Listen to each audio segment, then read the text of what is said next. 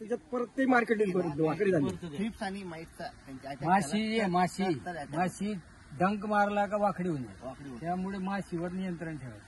त्यासाठी स्प्रेइंग सतत चालू ठेवायचं. साधारण किती डिस्काउंट मध्ये देणार. मी काय म्हणतो, आता समजा हे केला चालू ठेवा. आता, याला औषधाचा वापर म्हणजे असं तेज येण्यासारखा कुठलं औषध वापरायला लागेल? आता सध्या आता फळ आला बरोबर, तर याच्यावरती औषधाचा उपयोग लागू करावा की नाही करावा? चालू ठेवायचं. बायोस्टिम्युलंट द्यायचे, चकाकी वाढल, साईज वाढल आणि तोडे पण वाढतील. अंदाज किती दिवसांनी करायचं पावरिंग? साधारण 12-15 दिवसाच्या अंतर. 15 दिवस पकडू. आणि वातावरण बघून जस्त धोका पडला, बुरशी पकडत असेल तर लगेच करायचं. असं सकाळी धोका पडतो ना.